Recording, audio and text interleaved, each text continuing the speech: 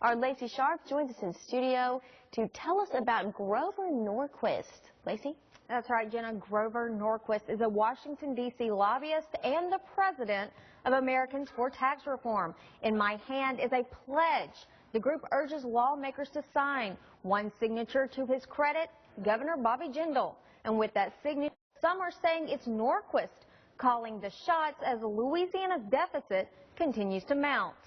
Who is Grover Norquist? The president of Americans for Tax Reform, a Washington lobbyist. He urges lawmakers to sign a pledge. They will not, in any circumstance, increase taxes. Several lawmakers have signed this pledge, and Jindal consults with Norquist on policy. This is raising eyebrows.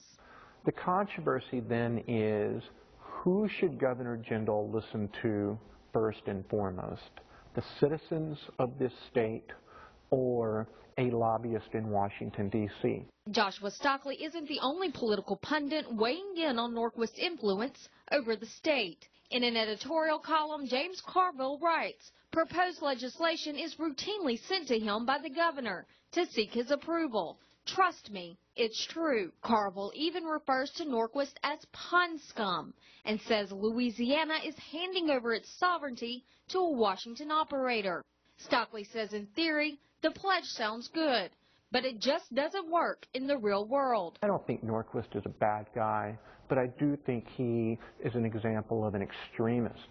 Even so, Stockley questions Jindal's motives. Americans for Tax Reform raised more than $30 million during the last election cycle. So if you do right with Grover Norquist, you receive his endorsement, you receive his money, you receive the support of all of his networks across the country. Stockley says he doesn't really know how this will all play out when the legislative session begins in April. He says there's a lot of talk of raising taxes on cigarettes to help ease some of Louisiana's